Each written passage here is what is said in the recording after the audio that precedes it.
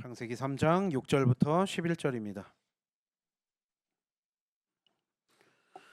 창세기 3장 6절부터 11절 한 절씩 읽겠습니다. 제가 먼저 읽겠습니다. 여자가 그 나무를 본즉 먹음직도 하고 보암직도 하고 지혜롭게 할 만큼 탐스럽기도 한 나무인지라.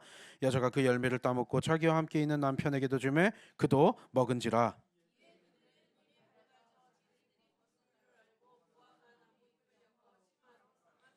그들이 그날 바람이 불 때 동산에 거니시는 여호와 하나님의 소리를 듣고 아담과 그의 아내가 여호와 하나님의 낯을 피하여 동산 나무 사이에 숨은지라. 이르되 내가 동산에서 하나님의 소리를 듣고 내가 벗었으므로 두려워하여 숨었나이다. 이시되 누가 너의 벗었음을 내게 알렸느냐?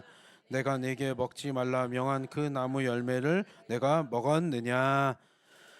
죄책과 수치가 시작되다. 우리가 이제 지난주에 이 장면에 대해서 그리고 죄를 지었고 뱀에 완전히 그 속임수에 넘어가가지고 선악과 열매를 먹게 되었고 또 아담과 하와가 같이 범죄했고 그래서 그 결과로 남자와 여자가 저주를 받고 또 그 피조 세계인 땅까지 저주를 받았다. 우리가 그 장면에 대해서 우리가 봤는데요. 오늘 본문도 또 마찬가지인데 오늘 본문 여기에 보면서 우리가 죄책감과 수치감이 어떻게 시작되었는지에 대해서 나오고요. 이것들이 어떤 영향, 어떤 결과로 우리에게까지 지금 이어져 오게 되었는지 오늘 특별히 그 저주를 받은 것 중에 우리 아담과 하와 그리고 우리 인간에게 어떤 영향을 미쳤는지에 대해서 또 특별히 죄책감과 수치감이라는 어떤 그런 개념으로 우리가 오늘 본문을 다시 한번 보고자 합니다. 여기 보면은요, 너무나 먹음직도 하고 보암직도 하고 뱀의 꼬드김에 넘어갔어요. 여러분 보면은요, 선과 악을 아는 능력을 여기서 주셨다 그러는데 계몽을 약속했어요. 그리고 너 눈 밝아져 하나님하고 같이 된다니까 라고 하는데 결과적으로는 완전 거짓말이지만 부분적으로 사실들을 섞어 놓았어요. 그 전에 없었던 놀라운 능력을 가지게 될 거야. 그럴까봐 하나님이 못 먹게 하는 거야. 그랬는데 진짜로 어떤 능력이 오기는 했는데 그게 하나님하고 같아지는 능력은 절대로 아니었어요. 그 거짓말에 속아 넘어간 거예요. 이상한 다른 어떤 능력들이 우리 인간에게 추가가 된 거예요. 그 죄를 짓기 이전에. 여러분 창세기 2장 25절하고 비교해 볼 거예요. 원래 태초에 어떻게 하나님이 창조하셨나? 창세기 2장 25절 다 같이 읽겠습니다. 시작. 창세기 2장 25절 없어요? 창세기 2장 25절 찾아보겠습니다. 창세기 2장 25절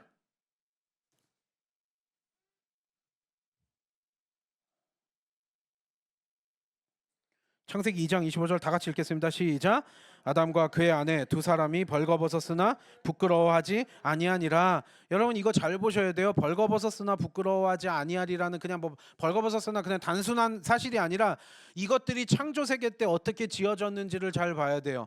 벌거벗었으나 부끄러워하지 않는다라는 의미는 여러분 아기와 같이 진짜 순수한 어떤 상태? 여러분 아기 태어나면 처음에 죄가 뭔지 뭐가 뭔지 모르죠. 근데 여러분 애기 키워보다 보면 알 거예요. 저도 애들 키워보다 보니까 애기 때는 너무 순수하고 착하고 빵긋빵긋 웃고 이럴 때는 죄가 뭔지를 알아요. 뭐 몰라요. 그냥 너무 순수한 상태예요. 근데 이게 크고 이제 점점 크고 어린이가 되고 이러다 보면 역시 인간은 죄인이구나. 그럼 죄인의 형상들이 점점 나오기 시작하죠. 여러분 그런 상태였다는 거예요. 마치 우리가 아기들 보면서 야 너는 이렇게 죄인이야 이게 말하기 쉽지 않아요. 왜냐하면 아기 때는 너무나 순수한 때라는 걸 우리가 알아요. 우리가 그런 존재로 처음에 지음을 받았대요. 아기들이 뭐 벌거벗어서 부끄러워할지 뭐가 있는지 그 알게 뭐예요 그냥. 그쵸? 그리고 여러분 아기들이 무슨 나쁜 짓을 했다 그래가지고 우리가 너 죄 졌네 이런 말이 감이 나와요? 순수한 그 상태에서는요 여러분 우리가 죄 자체를 알질 못하는데 무슨 아기가 죄를 저지를 어떻게 아기가 죄를 저질러요? 그런 능력 자체가 없다가 이제 점점 성장하게 되면서 죄인의 형상이 나오기 시작하는 거죠. 여러분 그 생각을 하시면 돼요. 원래 아담과 하와가 그런 순수한 상태였대요. 하지만 오늘 여기 본문으로 다시 돌아가 볼까요? 6절 7절 다 같이 읽겠습니다. 오늘 본문 다시 돌아가서 6절 7절 시작. 그 나무를 본즉 보암직도 하고 지혜롭게 할 만큼 탐스럽기도 한 나무인지라. 여자가 그 열매를 따먹고 자기와 함께 있는 남편에게도 주매 그도 먹은지라. 이에 그들의 눈이 밝아져 자기들이 벗은 줄을 알고 무화과 나무 잎을 엮어 치마로 삼았더라. 여기 보면은 그렇게 순수했었던 아기와 같았었던 아담과 하와가 생육하고 번성하고 그들끼리 이렇게 에덴 동산에서 잘 지냈으면 너무나 좋았을 것을 먹음직도 하고 보암직도 하고 지혜롭게도 할 만큼 하대요.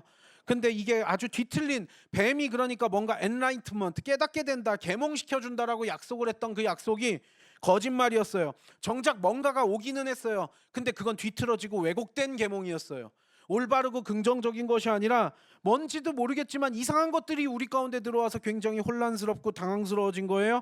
그들의 눈이 밝아졌으면 놀라운 능력들이 오고 막 초능력이 생기고 이런 게 아니라 자기들이 벗은 줄을 알고 막 두려움, 근심, 걱정에 숨어버렸고요. 부랴부랴 창피하니까 무화과 나무 잎을 엮어서 치마를 삼아가지고 가렸대요. 자기의 몸을. 여러분, 그러니까 뭐가 오기는 왔어요. 근데 잘못된 게 온 거예요. 이 전에는 그런 것들이 없었대요. 그 뒤에 오게 된 거예요.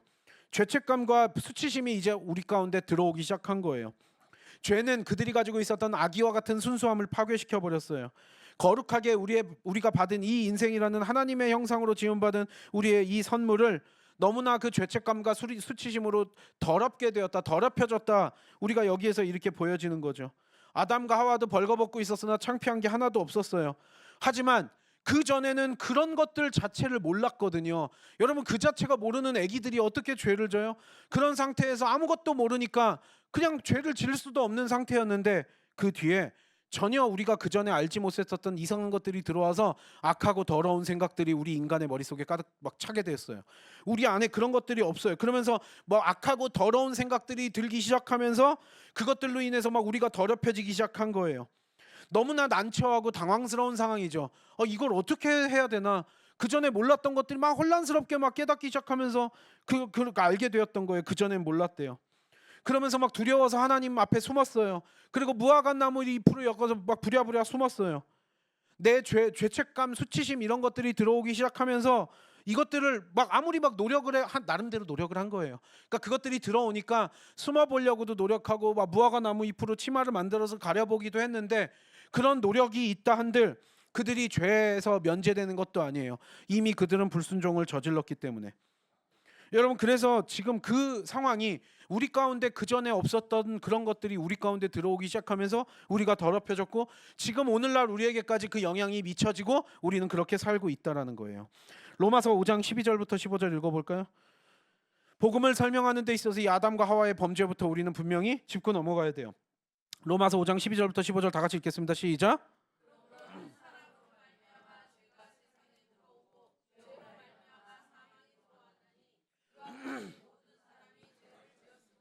사망이 모든 사람에게 이르렀느니라. 죄가 율법 있기도 전에도 세상에 있었으나 율법이 없었을 때에는 죄를 죄로 여기지 아니하였느니라. 그러나 아담으로부터 모세까지 아담의 범죄와 같은 죄를 짓지 아니한 자들까지도 사망이 왕노릇하였나니 아담은 오실자의 모형이라. 그러나 이 은사는 그 범죄와 같지 아니하니 곧 한 사람의 범죄를 인하여 많은 사람이 죽었은즉 더욱 하나님의 은혜와 또한 한 사람 예수 그리스도의 은혜로 말미암은 선물은 많은 사람에게 넘쳤느니라. 아담하고 예수 그리스도를 비교하면서 아담으로 인해서 아담과 하와를 같이 보는 거예요. 아담과 하와가 범죄함으로 인해서 우리에게 이런 죄악성들이 왔대요. 그리고 이미 완전히 오염돼 버려서 그 후손들인 우리 모든 인류에게 이것들이 그냥 이 죄인의 DNA가 다 우리에게 전가된 거예요. 여기에서 벗어날 수가 없대요. 성경에서 분명히 설명하고 있는 거, 원래 그전에는 순수한 존재였어요. 하나님의 형상으로 지음받은 순수한 존재였는데 하나님께 불순종하는 죄를 하나님하고 같이 하려고 했었던 그 죄 때문에 이제 우리가 완전히 오염되었고요. 그래서 우리는 그 안에 이상하게 그전에 생각도 하지 못했던 이상한 죄책감, 수치심, 걱정, 근심, 두려움, 좌절감, 패배의식 이런 것들이 우리 가운데 가득 차게 되었다는 거예요. 그때부터 우리 누구도 여기에서 자유로울 수가 없다라는 거예요. 우리 모두가. 여러분, 죄가 없어지지도 않아요. 그래서 여러분, 우리가 예수 그리스도의 복음을 설명하기 위해서 우리가 죄인임을 인정하는 게 가장 중요하다는 이유가 뭐예요, 여러분?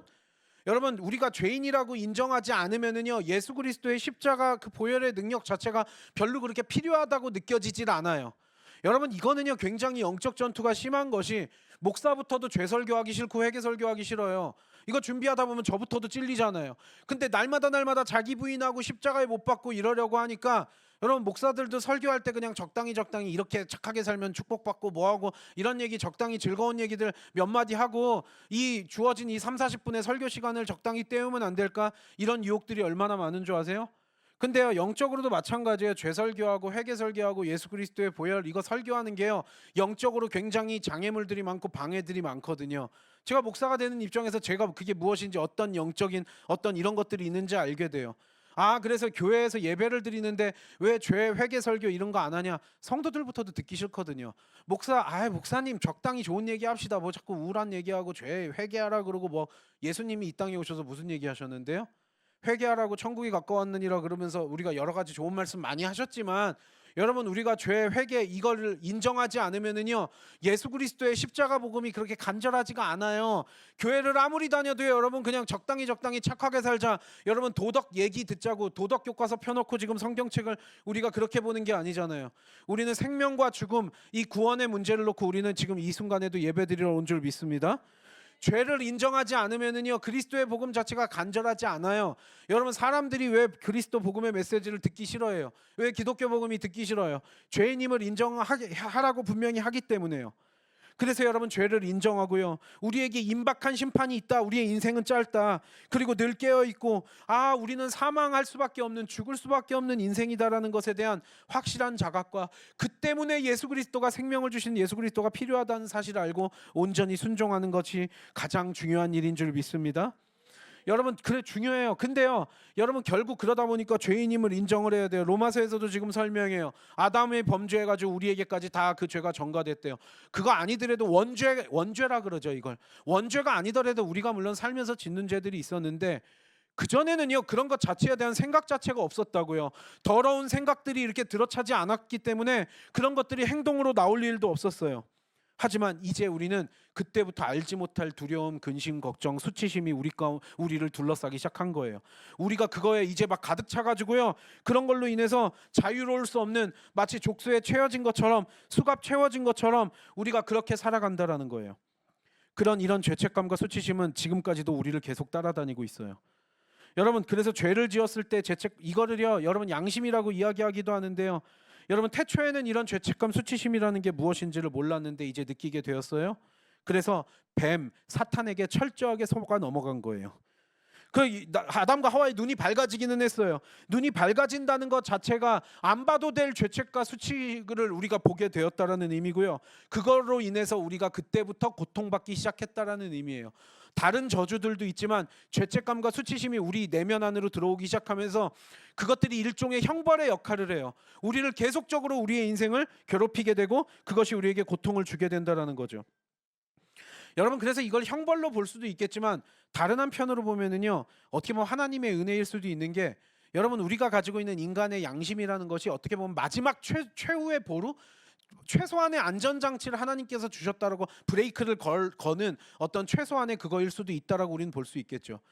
여러분 마치 하나님하고 같아지려고 한 반역죄를 저질렀음에도 불구하고 이런 죄책감과 수치심이 우리 가운데 들어오지 않았다면 얼마나 우리 인간이 더 최악으로 갔을까요?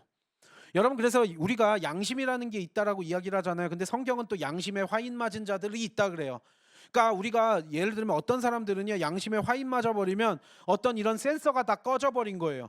그러니까 우리가 이거 뭐 심리학적인 용어로 보면 뭐 사이코패스다, 소시오패스다, 나르시시스트다 뭐 이런 얘기 여러 가지 이야기들로 이런 것들을 표현하기도 하죠.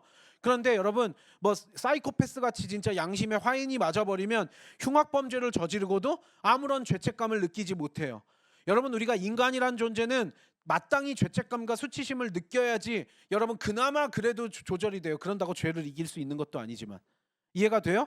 그러니까 하나님의 은혜를 그리고 우리가 죄책이나 수치가 있기 때문에 그렇게 죄책감과 수치 부끄러움을 느낄 수 있기 때문에 하나님의 은혜가 필요하다는 걸 알고 예수 그리스도의 그 보혈의 십자가 보혈의 능력에 우리가 감사할 수도 있는 거죠.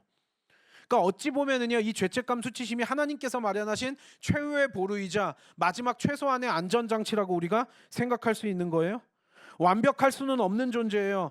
그러니까 우리가 죄책감 수치심이라도 있기 때문에 그 은혜에 대해서 감사할 수도 있고 이런 것들이 있어요. 그마저도 양심의 화인마저면 끝나지만 여러분 이거를 일단 먼저 생각해야 돼요. 그런 측면에서 우리가 하나님의 은혜라고 볼 수도 있구나. 하지만 또 한편으로 보면은요 죄책감과 수치심을 느낀다 그래서 우리가 마땅히 그걸 막 이겨나가지도 못해요. 여러분 우리가 인생이란 존재가 도울임이 없는 인생 의지하지 말라고도 한 게 우리 인간이란 존재가 어찌 보면 대단한 것 같아 보여도요 한편으로 보면 또 되게 보잘것없는 존재예요. 나 자신을 봐도 마찬가지예요. 한 명 한 명을 봐도 마찬가지예요. 굉장히 대단해 보이는 사람이라 그래도요 인간이 거기서 거기라는 거예요. 조금 더 여러분 뭐 맨날 도토리 키재기란 말 하는데 우리 다 도토리들이고 도토리들끼리 키재기 해봤자잖아요. 근데 우리는 그렇게 인간이란 존재가 가지고 있는 그 한계가 명확하기 때문에 다 거기서 거기라, 아무리 잘나봤자 잘난 척 해봤자 거기서 거기고 못나봤자 거기서 거기라는 사실을 우리는 분명히 깨달을 수 있죠.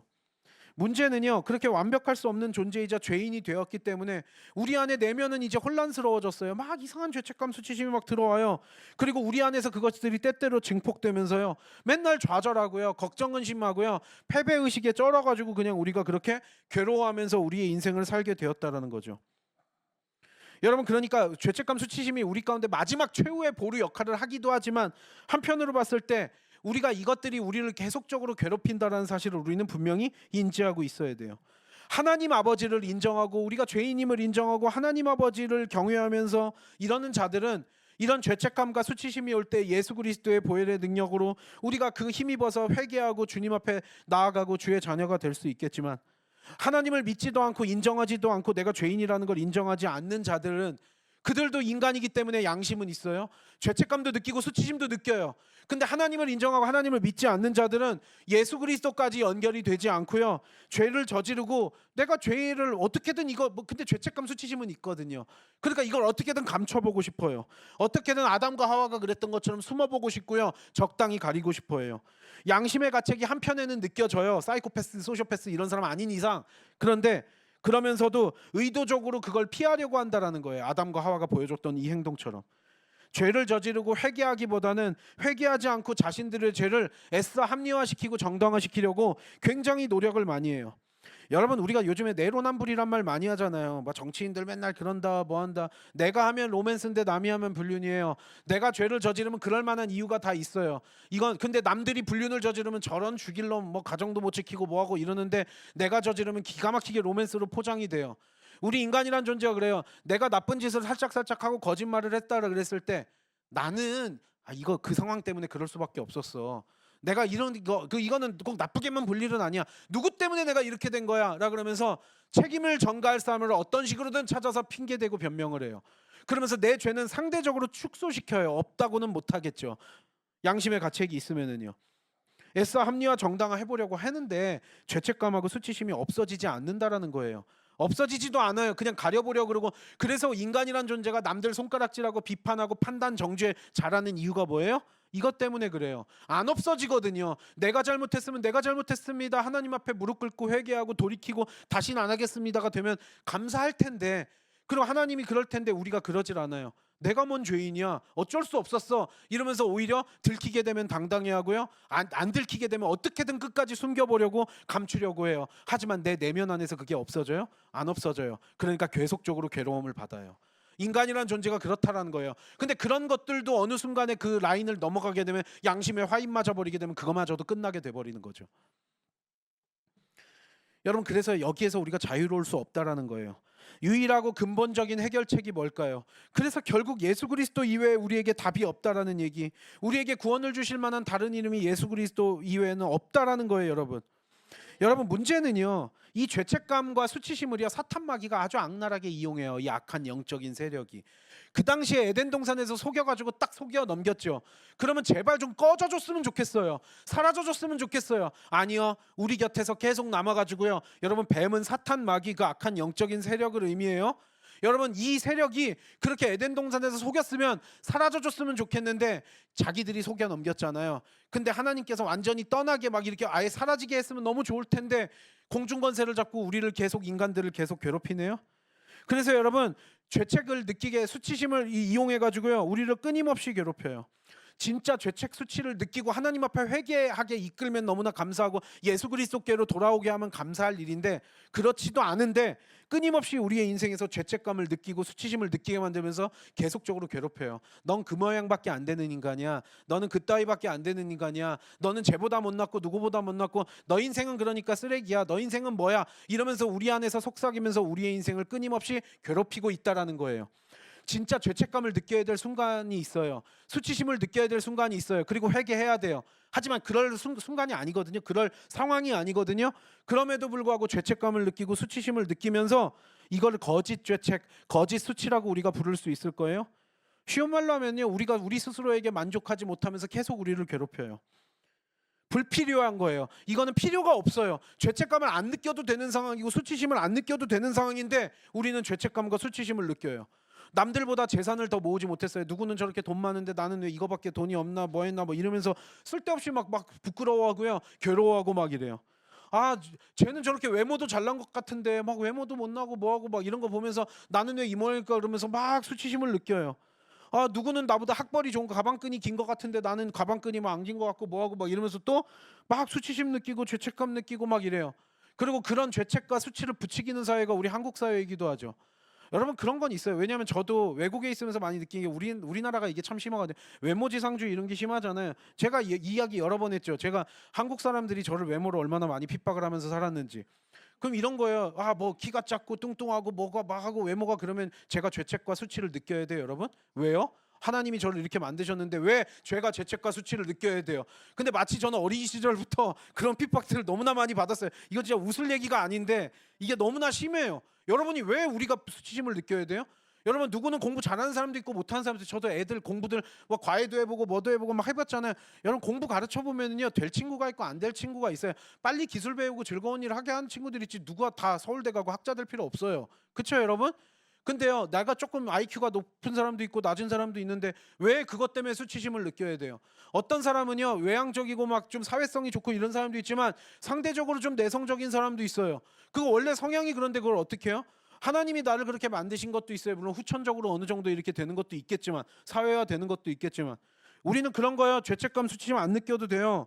여러분 남들이 그 열등 의식 속에서 저 사람은 사랑받는 것 같은데 나는 나를 사랑해 주는 사람도 없고 나를 인정해 주는 사람도 없네. 막 이러면서 힘들어해요. 그러면서 막 스스로 부끄러워하고 막 스스로 막 열등 의식, 패배 의식이 있어요.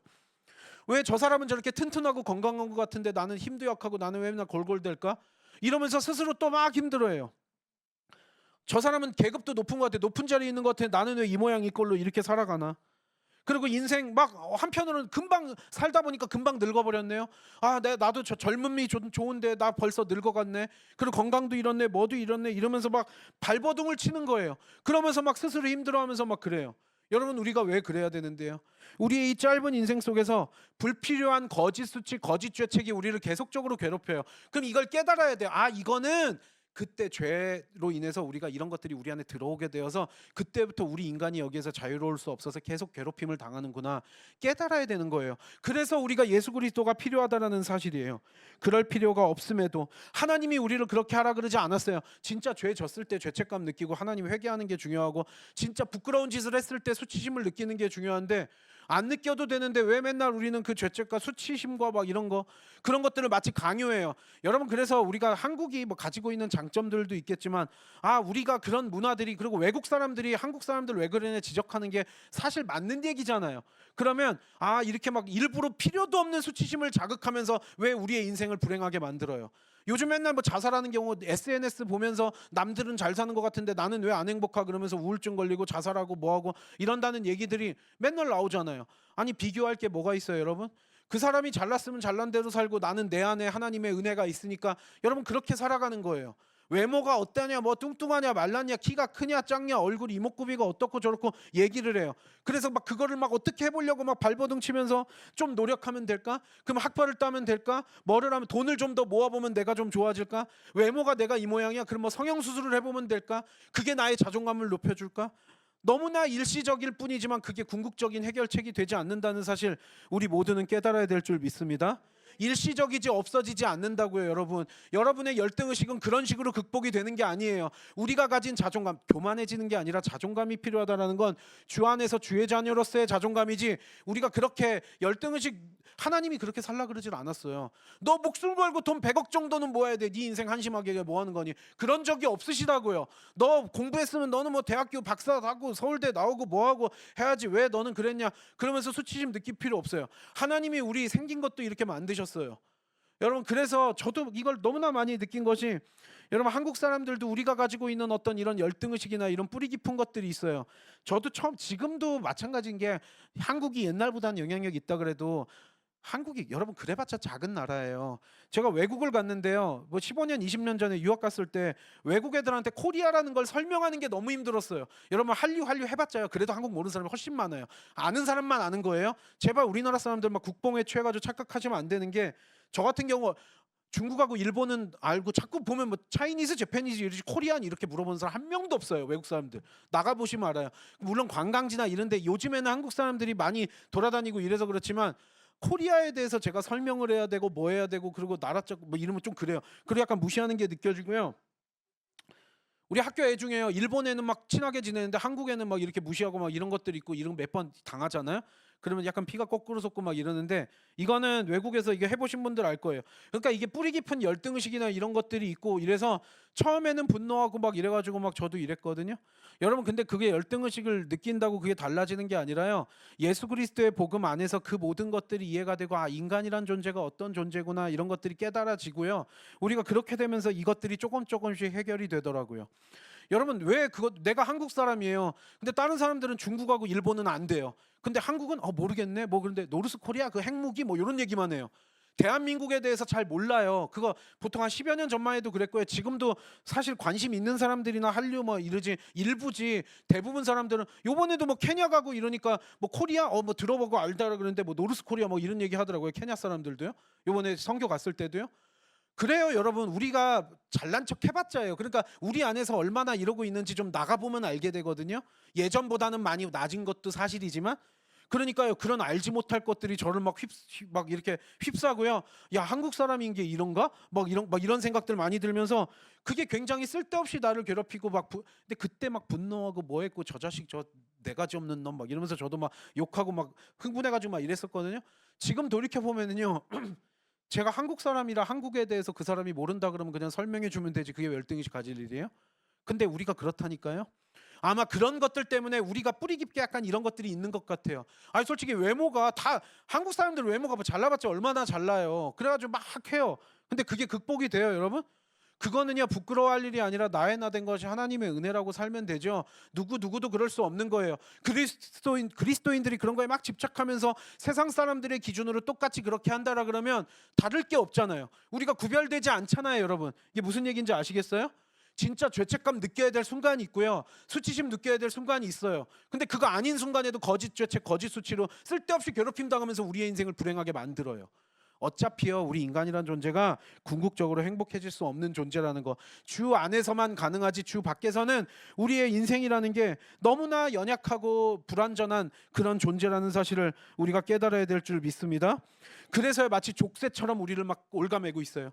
더럽고 악한 생각들을 막 없애버렸으면 좋겠는데요 계속적으로 우리 안에 죄인인 우리 안에 그것들이 들어차는 거예요. 저와 여러분 우리 누구도 여기에서 자유로울 수 없어요. 그래서 예수 그리스도를 이 땅에 보내신 거예요.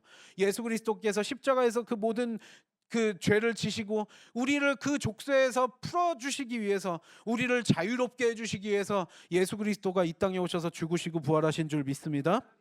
그래서요 해결책이 근본적이고 궁극적인 해결책은 예수 그리스도뿐이 없는 줄 믿습니다. 그래서 여러분 우리가 이런 거짓 죄책 거짓 수치에 예수 믿는 사람들은 더 이상 시달릴 필요가 없어요. 누가 뭐라 그래도요 그거는 나를 어떻게 할 수 없어요. 나를 좌절시킬 수도 없고요 나를 굴복시킬 수도 없어요. 우리의 삶의 죄와 상처들이 우리를 끊임없이 올가매려고 해요. 근데 사탄 마귀가 그걸 이용해가지고 속삭여. 넌 그거밖에 안 되지 그거밖에 안 되지 그러면서 너는 그 모양이니까 그대로 눌러 앉아 있어. 문제는요 예수 그리스도를 믿는 자들이 예수 그리스도의 보혈의 능력을 의지하지 않고 여기에 이 속임수에 계속 속아 넘어가면 안 된다고요. 사탄 마귀는 지금 이 순간에도 우리 속에 속삭이고 있어요. 아니요. 근데 그거는 하나님이 원하시는 바가 아니래요. 예수 그리스도 안에서 우리는 자유로워져야 될 줄 믿습니다. 그래서 이 속임수를 분별할 수 있어야 돼요. 막 자존감을 높여보려 그래요. 막 내 상처와 열등. 여러분 인생 한 명 한 명 돌이켜보면 다 거기서 거기고요. 상처 없는 사람 없고 뭐 없는 사람 어디 있겠어요? 그렇게 우리를 끊임없이 그걸 붙들고 늘어져가지고 우리를 괴롭히려고 해요. 나 자신의 한 인생을 망가뜨리려고 하고요. 한 가정을 파괴시키고요. 공동체를 파괴시키고요. 교회를 파괴시키고요. 나라와 민족에게 해를 끼쳐요, 여러분. 그렇기 때문에 몸부림은 쳐요. 막 자존감 높여 줘보려고 막 몸부림을 쳐요. 내가 예전보다 더 잘 나가는 사람이 되면 나을까? 좀 외모가 바뀌면 어떨까? 그래서 막 성형수술을 받아보면 될까? 뭐를 어떻게 하면 될까? 좀 돈을 좀 몇 푼 더 모아보면 될까? 그러면서 막 악착같이 해보고요. 내가 예전보다 그래서 매력적이고 인기 있는 사람이 돼서 사람들이 나를 인정해주고 사랑해주면 조금 낫지 않을까? 노력을 하면 될까? 뭐 상담을 받아보면 될까? 여러분 근데요, 근본적이고 건강한 우리의 자존감은요, 돈이나 명예나 힘과 권력 뭐 이런 것 등등에서 다른 것으로부터 얻어지는 게 아닌 줄 믿습니다. 여러분, 우리를 사랑하신 아버지 하나님이 계시기 때문에 우리가 자존감이 있는 거예요. 하나님 아버지께서 우리를 귀하게 창조하셨기 때문에 우리가 귀한 존재이지, 나 스스로 내가 귀해져야지 한다고 귀해지는 존재가 아니라고요. 내가 대단해져야지, 그러면 내 삶이 편해질 거야, 행복해질 거야. 그 거짓말에 우리가 계속 사탄막의 거짓말에 지금 이 순간에도 속아 넘어가고 있는 거예요. 보이세요? 그게 언제부터 들어왔다고요? 에덴 동산에서부터요. 그전엔 이런 것들을 몰랐어요. 남하고 뭘 비교를 해요? 주 안에서 그냥 순수하게 애기처럼. 여러분, 애기들끼리 노는 거 보세요. 뭔 그들끼리 비교를 하고 뭐가 있고 뭐 따지고 뭐를 해요. 여러분, 그래서요, 하나님의 사랑을 깨닫는 거예요. 주 안에서 하나님께서 우리를 사랑하셨구나. 누가 나를 외모 갖다가 핍박을 하든지 말든지, 너는 왜 외모가 그러니 뭐 관리를 하고 뭐라고 막 잔소리를 해요. 근데 그것들이 나의 그래 볼까? 내가 그것 때문에 지금 이런가? 막 이게 아니라요. 그래, 그러라고 하세요. 그냥 그것이 나의 자존감을 회복시키는 것도 아니고요. 그 이야기하는 그 사람들도 얼마나 공허하고 허탈하면 그래요. 가는 세월 붙잡을 수 있어요, 여러분? 여러분, 젊음이 얼마나 허무해요, 여러분? 저는 엊그저께 저도 학창 시절 다닌 것 같은데 벌써 막 30년, 40년 금방 지나고 지금 이렇게 세월이 왔는데 앞으로의 삶도 얼마나 빠를까요? 뭘 어떻게 하면은 우리가 막 이것들을 해결해 보려고 그래요. 예수 안 믿는 사람들이 그러려는 건 그러려니 해요. 왜냐면 이런 개념 자체를 모르잖아요. 영적인 세계를 아는 우리들은요, 이제 더 이상 그래서는 안 돼요. 발버둥 쳐봤자요, 여러분, 일시적이에요. 순간적인 해결책이에요. 그래요, 내가 외모가 이게 부족해서 성형수술해요. 그 순간이에요, 여러분. 그걸로 궁극적으로 나의 자존감이 회복되면요, 그러라 그러겠어요. 성형을 하든지 말든지, 뭐 성형 중독이 되든 뭐가 되든 그걸로 인해서 정말로 진짜 회복되냐고요, 여러분. 안 되잖아요, 여러분. 외모가 잘나지고 건강해지고 돈 몇 푼을 더 모아보면 정말로 다 회복되냐고요? 아니잖아요. 그렇게 불필요하게 우리의 인생 허비하다가 어느 순간에 딱 늙어가지고 죽을 날 되네요. 그리고 늙지 않아도 언제든지 우리는 죽을 수 있고요. 여러분, 얼마나 우리가 어리석어요. 사탄마귀가 끊임없이 우리를 괴롭히는 거예요, 여러분. 여러분, 이거요, 대표적으로요, 예수님의 제자들 2명을 비교할 수 있어요. 거짓 죄책, 거짓 수치가 우리를 압도하고 우리를 어떻게 인생을 쓰러뜨리고 넘어뜨리지 못하게 하기 위해서 분명히 예수 그리스도가 필요하고요. 그 예를 잘 보여줘요. 여러분, 예수님의 제자 12명 중에 가장 영향력이 컸었던 제자 2명을 꼽자면 가룟 유다와 베드로일 거예요. 베드로는요, 이미 뭐 유부남이었고 나이도 연장자였기 때문에 또 예수님이 수제자 역할을 또 하기도 했었죠. 연장자로서. 그럼 베드로는 그렇게 수제자 역할을 했고요. 가룟 유다 같은 경우는 그런 건 아니었지만 굉장히 이렇게 신뢰를 받을 만한 사람이었어요. 예수님 사역도요, 어디 가서 막 구걸하고 뭐하고 매번 그러는 게 아니라 헌금을 이렇게 받고 그걸로 이 도시 저 도시 옮겨 다니면서 사역하고 또 밥도 이렇게 사 먹고 뭐하고 막 이렇게 많이 했을 거 아니에요. 그 돈을 누가 맡았어요? 가룟 유다가 맡았어요. 여러분, 우리가 돈주머니를 맡긴다라는 게 뭐 대단히 큰 돈이 아닐지 몰라도 예수님의 제자 12명만 같이 다닌 게 아니라 같은 사역팀이 이렇게 따라다니다 보면 비용이 필요하니까 그 돈주머니를 누가 맡았어요? 가룟 유다가 맡았어요. 여러분, 신뢰하지 못할 만한 사람에게 돈 맡기는 거 봤어요? 쟤는 음흉해, 누가 봐도 음흉해 보이고 뭐 하는 사람한테 돈주머니를 어떻게 맡겨요? 머리도 좀 똘똘하고 좀 신뢰감 있는 사람한테 돈을 맡기면서 모든 돈 지출하고 뭐하고 이러는 것들을 하는 사람이 가룟 유다였어요. 그러니까 분명히 영향력이 있는 2명이었어요. 하지만 가룟 유다가 3년을 지내다 보니까 이 사람 훌륭한 것 같아서 따라다니고 했는데 이게 처음에는 막 기적도 일으키고 계속 그래요. 너무나 훌륭한 것 같긴 하고 그래서 따라다니긴 하고 나름대로 거기서 충성을 다하면서 돈주머니 맡아서 하긴 했는데 뒤로는 살짝 조금 돈을 삥땅 치긴 했어요. 횡령을 조금 하긴 했어요. 하지만 잘 따라다니고 나름대로 신뢰받을 만하게 3년 동안 행동을 했는데 이게 보니까 이 사람이 이렇게 사람들을 모으고 하면 어느 순간에는 이제 메시아로서 권력을 잡기 위해서 어느 정도의 움직임이 액션이 필요하잖아요. 3년이 지났는데도 맨날 회개하라 그러고 착하게 살라 그러고 원수 사랑하라 그러고 막 병자 고치고 이런 건 있는데 맨날 그러고 있어요. 그리고 돈이 뭐 이게 막 큰 돈이 모여가지고 내가 막 큰 횡령할 그것도 생기는 게 아니라 이게 또 뭐 사역비를 쓰고 우리 생활비 쓰고 뭐하고 하면은 또 이게 없네요. 같이 동고동락하면서 지내기는 하는데 이게 어차피 여기 몇 년 더 따라다녀봤자 내가 큰 돈을 모을 것 같지도 않고 때가 되면 이제 우리가 딱 왕으로 옹립시켜 주면서 리더가 돼가지고 좀 이렇게 조직해가지고 이렇게 했으면 좋겠는데 맨날 그냥 사랑해라 회개해라 뭐 이런 얘기하고 있는 것 같고 이러니까 어느 순간에 좀 나랑 좀 안 맞네 이 생각이 들었겠죠. 예수님이 나쁜 사람이라고는 생각 안 했어요. 근데 그러니까 옆에 이제 또 조금 어떻게 또 그 바리새인들과 그 서기관들과 이런 사람들이 유다가 조금 더 삐딱한지 이런지 알았는지 얘기해 보더니 그 율법 어기고 이런 거 좀 고발해 주는 형식으로만 하면 은 30냥 던져 줄게. 그러니까 생각해 보니까 저 예수님하고 이제 3년 지나니까 좀 지친다. 이런 생각이 인간으로서 들 수 있잖아요. 예수님을 정말 막 등에다 칼을 꽂고 싶지는 않았을 거예요. 그래 막 진짜 그런 마음은 아니었겠지만 내 기대와 너무나 다른 거예요. 내가 예수님을 처음에 따라다녔을 때 기대는 이게 아니었거든요. 좀 예수님이 이게 어느 순간에 좀 활동을 해줬으면 좋겠는데 내가 생각 그 왕국을 안 만들려고 그러는 거예요. 자꾸 엄한 얘기만 해요. 이상한 이해하지 못할 영적인 얘기들이에요. 은 30냥이면 이게 뭐 충분하진 않아도 어느 정도 이게 되니까 딴 동네 가가지고 내가 미천 삼아가지고 살면 되겠다. 그 내가 그동안 좀 횡령해 놓은 거 있고 이거 은 30냥 있으니까 그래서 고발 아무것도 어려울 거 없어. 옆에 이제 서 있고 고발해 주는 형식만 취하면 돼. 율법 어기고 뭐하고 이런 죄목 이런 걸로 해가지고 그래서 고발인으로 딱 해가지고 꼬드김에 넘어가서 은 30냥을 받았네요. 근데 은 30냥 받으니까 이렇게까지 비참하게 십자가로 가게 되는 그 상황까지 이게 정죄받는 상황을 보게 되니까 당황한 거예요. 내가 그 사람들이 나한테 십자가로 못 박아 버릴 거야 뭐 할까 막 자세하게 설명해 준 게 아니거든요. 그러니까 그렇게 되는 장면을 저 멀리서 지켜보면서 그 죄책감, 그 수치심 감당할 수 없는 거예요. 다시 찾아가서 이건 우리 약속하고 다르지 않습니까? 그러면서 은 30냥을 성소에다가 집어 던져요. 근데 어쩌라고 가져가. 아우 더러워. 막 이러면서 또 이제 가룟 유다 속임수 당하니까 이제 넘어가게 된 거죠. 그러니까 그 모습을 보고 마태복음과 누가복음에 어떻게 전해요?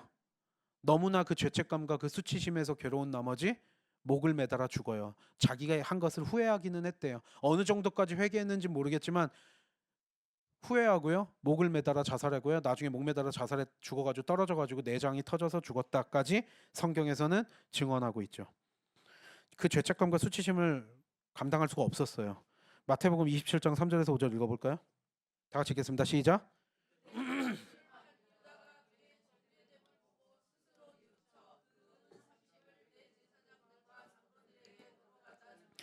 이르되 내가 무죄한 피를 팔고 죄를 범하였도다 하니 그들이 이르되 그것이 우리에게 뭔 상관이냐 네가 당하라 하거늘 유다가 은을 성소에 던져놓고 물러가서 스스로 목매어 죽은지라.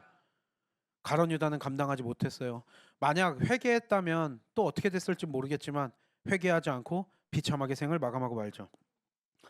하지만 베드로의 경우도 그래요. 베드로도 수제자잖아요. 그리고 여러분 예수님 여러분 이게 참 인생이라는 게 3년 동안 동고동락을 했잖아요. 그리고 막 으쌰으쌰 하면서 우리가 예수님을 잘 외시자 하면서 막 했을 거 아니에요. 그리고 서로 얼마나 밥을 먹어도 몇 끼며 같이 얼마나 그 수많은 어려운 일들을 또 3년 동안 우여곡절 겪었어요.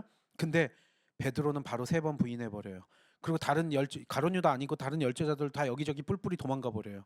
예수님 옆에 같이 죽겠습니다. 한 명도 안 오네요.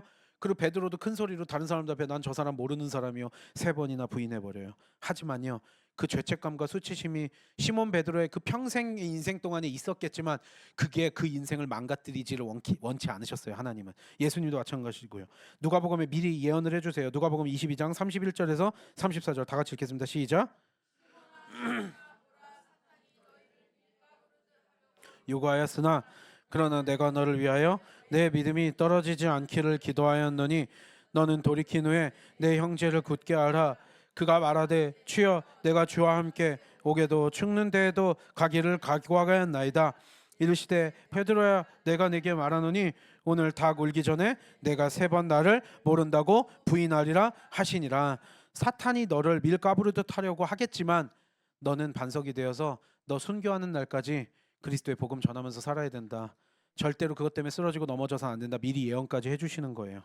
베드로 배반할 것까지. 여러분 그러니까 인생이라는 존재가 의지할 수 없는 게요. 여러분 예수님이요 3년 동안 같이 다녀도 등에다가 이렇게 칼을 꼽는다 배반을 한다 이러잖아요. 우리는 예수님도 아닌데요. 여러분 그래서 우리가 자꾸 이런 얘기 많이 해요. 제가 어떻게 했는데 막 저를 뒤통수 쳤어요. 배반했어요. 막 이런 얘기들 우리 서로 많이 서로 하잖아요. 교회에서도 저도 성도님도 그런 얘기하는 거 많이 듣는데요. 그냥 우리 인간이란 존재가 등에다 칼을 꼽는 존재예요. 예수님도 배반당하셨는데 우리가 뭐라고요?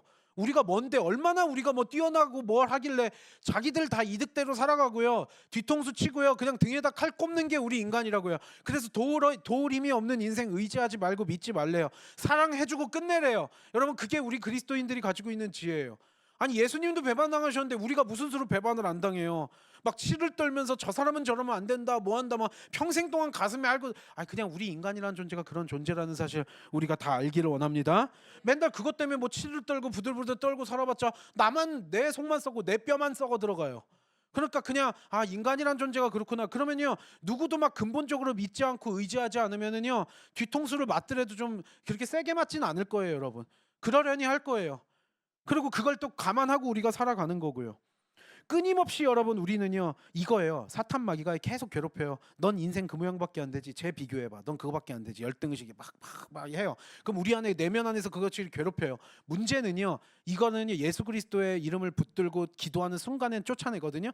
마찬가지 마귀가 어떠냐면요 깨닫지 못하게 하는 게 핵심이에요. 여러분 마귀는요 우리가 이거 등잔 밑이 어둡다 이런 얘기 하잖아요. 우물이 여기 있으면 그냥 우물에서 떠먹으면 돼요. 근데 바로 밑에 있는 우물을 찾지 못하고 엄한 데 막 이상한 데 돌아다니게 만들어요.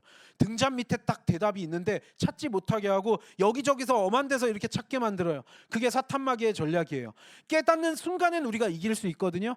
예수 그리스도의 이름이 가진 그 보혈의 능력이 너무나 놀랍기 때문에 깨달으면은요 여러분 이거예요. 내 안에서 알지 못할 번뇌와 뭐 이런 것들이 나를 괴롭히네. 좌절감, 패배감, 걱정, 근심 이런 것들이 나를 괴롭히고 있네라고 하는데 하나님, 제가 왜 이래야 되나요? 이거는요 분명히 아닌 것 같아요. 내가 죄를 져서 하나님 앞에 회개하는 부분이 있지만 이런 내가 패배감, 열등의식, 죄책감, 수치심은요 이거 하나님이 원하시는 게 아닌 것 같은데요. 이거 사탄 마귀가 하는 것 같은데요. 그러면서 사탄 마귀야 나를 더 이상 괴롭히지 못한다. 예수 그리스도의 이름으로 명하노니 묶임을 받고 떠나갈지어다. 딱 외치는 순간에 하나님으로부터 그 성령으로부터 지혜가 와서요 내가 이런 건 괴로워할 이유가 없어라고 하는 순간에 사탄 마귀가 어떻게 하는 줄 아세요 여러분? 알아차렸네 드디어? 속았다. 그리고 확 도망가 버려요. 그리고도 또 찾아와서 또 괴롭힐 수 있겠지만 여러분 예수 그리스도의 이름이 가진 그 놀라운 능력, 그 예수 그리스도의 보혈의 그 복음이 가진 능력이 있기 때문에 깨닫는 순간에 여러분 대적 기도하면 물러나는 거예요. 그래서 더 이상 우리를 괴롭히지 못할 줄 믿습니다. 근데 기도를 안 해요. 그러니까 맨날 그러고 사는 거예요. 등잔 밑에 답이 있는데 막 이상한 데서 찾아요. 왜요? 그걸로 비춰서 찾지 못하게 만든대요. 고린도후서 4장 4절이요.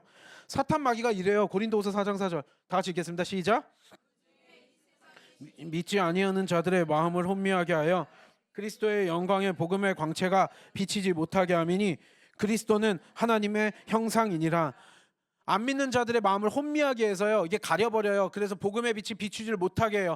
나 외모 때문에 나 수치스러워, 나 인생 괴로워 막 이럴 때요 이거는 아닌데라고 깨닫고 기도하면서 이걸 날려야지. 그래 그럼 성령을 받아보면 될 거야. 그래서 성령외과 간다고 해결이 되냐고요. 나는 왜 돈이 악착같이 돈을 좀 몇 억이라도 10억이라도 20억이라도 모아봐야지 해가지고요 막 온 힘을 다해가지고 막 뭐 수단 방법 안 가리고 막 더 심지어 더러운 죄까지 져가면서 내 자존감 해결하겠다고 그래요. 뭐 사랑받겠다는 것도 마찬가지예요. 내가 사람들한테 인정받고 여러분 이게요 사람 마음이 맘대로 안 돼. 노력으로 되는 부분이 있어요. 여러분 성적 조금 올리고 노력해가지고 좀 이런 것들이 약간의 어떤 이런 것들은 있지만 여러분 우리가 바꿀 수 없다라는 게 얼마나 많다라는 걸 알아요? 나의 나된 은혜가 하나님 아버지한테서 조카돼요. 사도 바울도 마찬가지예요. 그거 한다고 해결되지 않아요. 사도 바울이요? 얼마나 그 예수 믿는 사람한테도 반대가 많았고 예수님이 12제자 나왔는데 네가 뭔 사도야 이러면서 핍박받았지. 예수 안 믿는 그 사람들은 저 바리새파였다 우리 배반한 사람이다 여기저기서 적들은 많았지. 물론 예수님의 제자들은 사도 바울을 온전히 인정했지만 다른 사람들 특별히 할레파 유대인들은 같은 그리스도인인데도 사도 바울 맨날 죽이려고 하고 어떻게든 막 이렇게 하려고 그랬어요. 거기에 사도 바울이 또 시작부터가 글렀잖아요. 바리새인으로 스데반 집사 죽일 때 뒤에서 감독했었던 사도 바울. 죄가 있어요. 시작부터가 그래서 의심을 많이 산데다가 또 치명적인 약점이 뭔진 모르겠는데 사탄의 가시까지 가지고 있었대요. 정신적인 신체적인 약점이 있었어요. 그러니까 그 사도 바울 인생에 있어서도 하나님 내가 이거라도 좀 빼주세요. 이것 때문에 내가 부끄러워서 사용 못하겠습니다라 그러니까 아닌데 3번이나 결단 기도를 해도 싫어 너 그냥 그거 갖고 살아. 하나님이 그러셨대요. 왜냐하면 약할 때 강함 주신대요. 내 은혜가 내게 족하대요. 나한테 더 이상 그거 내놓으라고 하지 말래요. 그냥 너 그대로 살으래요. 하지만 그렇다고 하나님의 일을 못한 게 아니에요. 반대자들이 많았어요. 자기 어떤 신체 정신적인 약점이 있었어요. 상관없대요. 하나님의 일을 하는 데 있어서 너의 인생을 충만하게 사는 데 있어서 약할 때 강함 주신 하나님이 충분하게 사신대요. 약점이 있으면 어때요? 그 약점대로 하나님께서 또 쓰시는 데 문제가 없다라는 거예요. 나는 이런 죄가 있고요. 나는 이런 상처가 있고요. 그거 크게 하지 마세요. 자꾸 그거 붙들어서 어쩌게요? 예수 그리스도의 능력이 그걸 자유롭게 해줘요. 여러분이 어딘가에서 막 상담받는다고 토로한다고 없어지지 않아요. 예수 그리스도의 보혈의 능력 안으로 들어가면 그게 신압으로 조금씩 내가 좋아지고요. 더 이상 나를 치명적으로 나를 KO시킬 수 없구나. 나를 쓰러뜨릴 수 없구나. 그걸 깨달아요. 그러니까 자꾸 그걸 핑계대지 않아요. 죄를 이겨나가기 시작해요. 죄책감 느낀다고 죄를 이기는 게 아니에요. 온전히 그리스도의 보혈의 능력 안에서 회개할 때 내가 죄를 이길 수 있는 힘이 생기고요. 알지 못할 부끄러움이 나를 계속적으로 괴롭혀요. 그럼 예수 그리스도의 보혈의 능력 붙들고요. 그거를 쫓아내야 돼요. 내 안에서 속삭이는 마귀 사탄을요. 대적기도 입으로 선포하면서 예수 그리스도의 이름으로 쫓아내야 돼요. 그러면 여러분 떠나가요. 근데 그걸 안 하잖아요. 너무나 간단한 걸 안 해서 우리가 계속 나를 파괴시키고요. 내 가정이 파괴되고요. 우리 교회 공동체, 나라, 민족 이것들이 다 해를 입게 되는 거예요. 그래서 여러분 예수 그리스도의 보혈의 능력 안에서 이것들이 해결되면서 점점 선한 영향력이 늘어나요. 내 은혜가 되게 족하다. 그래서 여러분 우린 이제 더 이상 정죄함 없대요. 더 이상 족쇄 채워진 채로 안 살아도 된대요. 예수 그리스도께서 이 땅에 오신 이유가 자유로움인데 왜 우리는 그 자유로움을 누리지 못하면서 살아가냐고요. 여러분 저와 여러분 모두 자유로움을 누리길 원합니다. 쓸데없는 거 가지고 막 죄책 느끼고 수치심 느끼고 막 발버둥 치면서 하루하루 살아가는 것이 아니라 지혜롭게 살아가는 우리가 되길 원합니다. 그게 그리스도의 복음의 능력이에요. 마지막 이거 볼까요? 로마서 8장 1절 2절. 로마서 8장 1절 2절. 다 같이 읽겠습니다. 시작.